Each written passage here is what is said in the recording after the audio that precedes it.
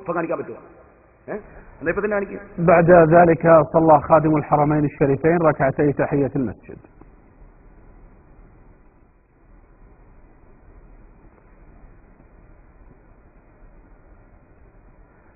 ثم أدى خادم الحرمين الشريفين صلاة العصر مع جموع المصلين في المسجد النبوي الشريف.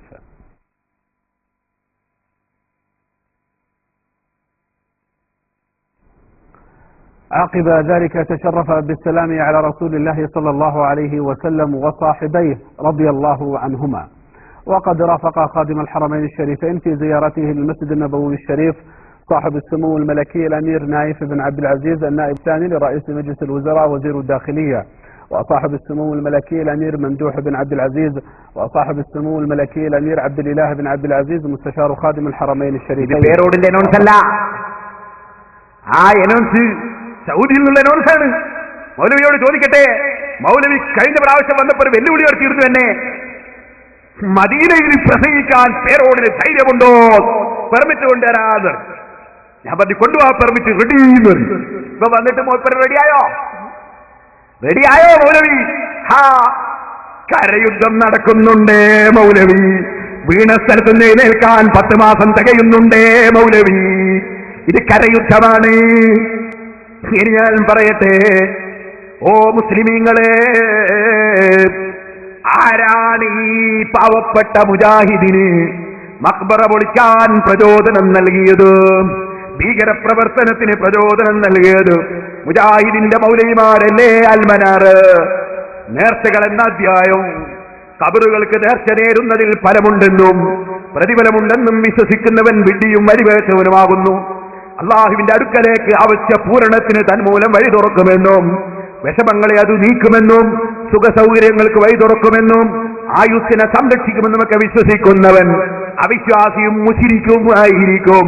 അവനെ കൊല്ലല് നിർബന്ധമാണ്. മുജാഹിദേ, പച്ച മലയാളത്തിൽ നിങ്ങൾ ഇറക്കിയ നിങ്ങളെ മുഖപത്രമല്ലേ അൽമനാറ്. മക്ബറയിലേക്ക് നേർച്ച നേരുന്ന ഒരു മുശിരിക്കീങ്ങളാണെന്നും അവരെ കൊല്ലല് നിർബന്ധമാണെന്നും നിങ്ങൾ എഴുതി വെച്ചില്ലേ? നിങ്ങളാണോ സലഫിയെ ഇവിടെ വന്നിട്ട് ഞങ്ങൾക്ക് അങ്ങനത്തെ പരിപാടി ഇല്ലെന്ന് പറയുന്നത്? പറയണം സലഫിയെ, പറയണം മൗലവിമാരെ. നിങ്ങൾ അൽമനാറിൽ അങ്ങനെ ഇല്ലേ? കൊല്ലാൻ തന്നെ പറഞ്ഞിട്ടില്ലേ? ജാറം പൊളിക്കാൻ മാത്രമല്ലല്ലോ പറഞ്ഞത്. ഇനി നിങ്ങൾ പൊളിച്ച ജാറമൊക്കെ ഞാൻ മുമ്പ് കാണിച്ചതല്ലേ? അതിന്റെ റിപ്പോർട്ട് ഈ മൗലവിയുടെ പുസ്തകത്തിൽ നിന്ന് വായിച്ചതല്ലേ? നിങ്ങൾ അതാ ഹുസൈൻ റളിയല്ലാഹു അൻഹുവിന്റെ കർബയിലെ ജാറം പൊളിച്ചിട്ടില്ലേ? അലി ഇബ്നു അബീ താലിബിന്റെ ജാറം പൊളിച്ചിട്ടില്ലേ? ഖദീജ ബീവിന്റെ ജാറം പൊളിച്ചിട്ടില്ലേ? ഹംസ റളിയല്ലാഹു അൻഹു ജാറം പൊളിച്ചിട്ടില്ലേ? എന്നിട്ട് നിങ്ങൾ മദീനത്തെ ജാറം പൊളിച്ചിട്ട് അതാ റൗദയിലുള്ള അതാ രത്നങ്ങളും പടങ്ങളുമൊക്കെ നിങ്ങൾ കവർച്ച ചെയ്തിട്ടില്ലേ? നിങ്ങൾ കഅബത്തൊന്നും കവർച്ച ചെയ്തിട്ടില്ലേ? അത് കോൺഗ്രസിന്റെ നേതാവായ ഈ മൊയ്ദ് മൗലവി സാഹിബ് അദ്ദേഹത്തിന്റെ പുസ്തകത്തിൽ എഴുതി വെച്ചത് ഞാനിവിടെ വായിച്ചതല്ലേ മുമ്പ്? ഓ മുസ്ലിമീങ്ങളെ, അത് ഞാൻ വായിച്ചപ്പോ ഓ സലഫി നിങ്ങൾ പറഞ്ഞത് അങ്ങനത്തെ ചില പണിയൊക്കെ ഞങ്ങൾ അവിടെ ചെയ്തിട്ടുണ്ടെന്നല്ലേ പറഞ്ഞത്? അത് നിങ്ങളെ പ്രസംഗത്തിലില്ലേ? ഇൻഷാ അല്ലാഹ് CD ഇറങ്ങുമ്പോൾ ഞാനതൊക്കെ കയറ്റുന്നുണ്ട്. ലോകത്ത് ഏറ്റവും പുണ്യമുള്ള സ്ഥലം ഏതാണ് മോനെ? മക്കയും മദീനയും. മക്കയിൽ കഅബ ശരീഫിന്റെ സമീപം, മദീനയിൽ റൗള ശരീഫിന്റെ സമീപം. ഒരു മുസ്ലിമിനും തർക്കല്ല. ഏത് സാധാരണക്കാരനും പറയും. അതറിയാത്ത സാധാരണക്കാരനുണ്ടോ ഈ മുജാഹിദ് മൗലവിമാരല്ലാതെ? എന്നാൽ നിങ്ങൾ ചിന്തിക്കുക, ആ മക്കയിലും മദീനയിലും പോയിട്ട് മഖബറ പൊളിച്ച കമ്പനിയല്ലേ ഇവര്? കൊള്ള ചെയ്ത കമ്പനിയല്ലേ ഇവര്? നാടുകാണി ഇവർക്കൊരു വിഷയ. ഞാൻ വായിച്ചു കേൾപ്പിക്കുക, കേട്ടോളി. ഇതെന്താ സാധനം?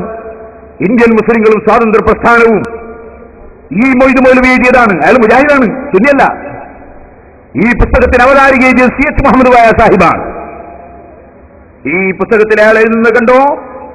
ഈ മൊയ്ദ് മൗലവി ഷെയ്ഖിന്റെ വഫാത്ത് എന്ന് പറഞ്ഞാൽ ഇബ്നു അബ്ദുൽ വഹാബിന്റെ വഫാത്ത്, നിര്യാണം.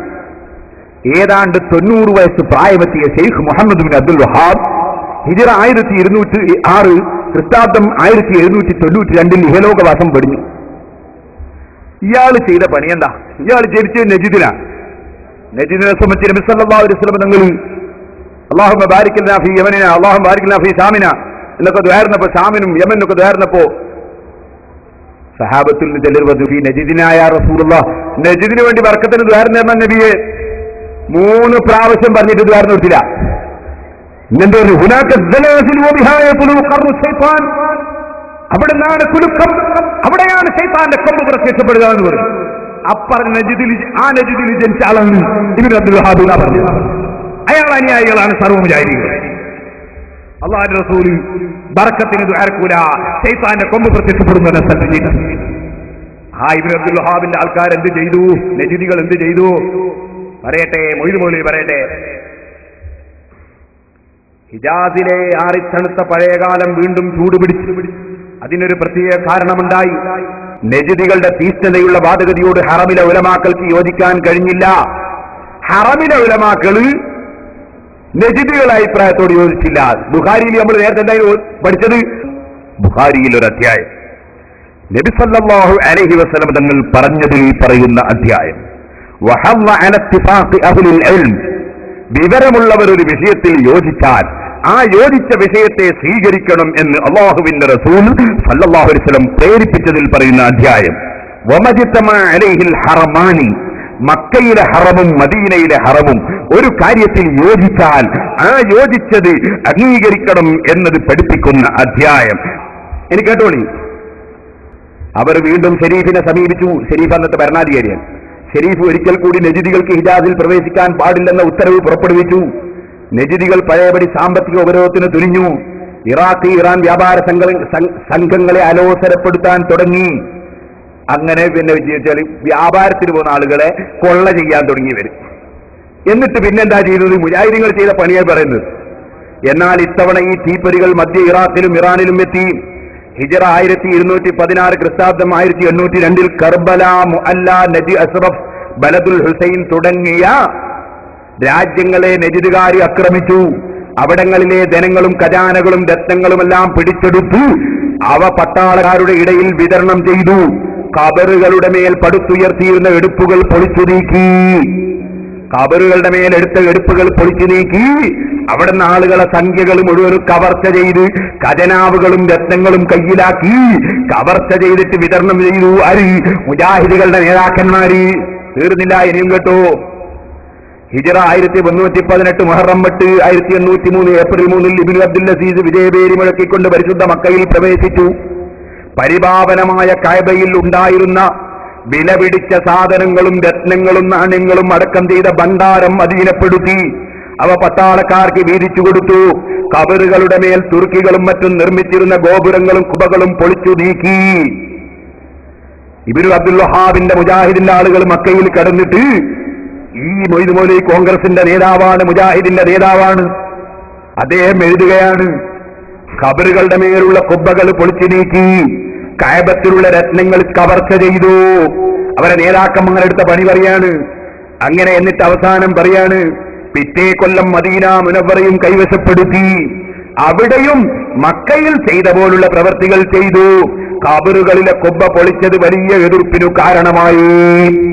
ഇങ്ങനെ മക്കയിലും മദീനയിലും പോയി മഹാന്മാരെ ഖബറ് പൊളിക്കുകയും രത്നങ്ങളും പണങ്ങളും അതാ കവർച്ച ചെയ്യുകയുമാണ് മുജാഹിദിന്റെ നേതാക്കന്മാർ ചെയ്തിട്ടുള്ളത് എന്ന് മുജാഹിദ് നേതാക്കൾ തന്നെ എഴുതി വെച്ചിരിക്കുകയാണ്. ഇനി സഹോദരന്മാരെ, അവരൊരുപാട് ആളുകളെ കൊന്നിട്ടുണ്ട് ഈ പണിക്ക് വേണ്ടി. അത് മുജാഹിദിന്റെ പത്രമായ അൽ-ഇത്തിഹാദ് എന്ന ഈ പത്രത്തിൽ പറഞ്ഞിട്ടുണ്ട്. അത് ഞാൻ ഹുസൈൻ സലഫിയുടെ നാട്ടിൽ നിന്ന് വായിച്ച് കേൾപ്പിച്ചത് ഞാൻ ഇനി CD-യിൽ കയറ്റിക്കോളാം. ഇപ്പോൾ ഞാനതിലേക്ക് കടക്കുന്നില്ല. ഇത് സാമ്പിളിന് ഇത് മതിയല്ലോ.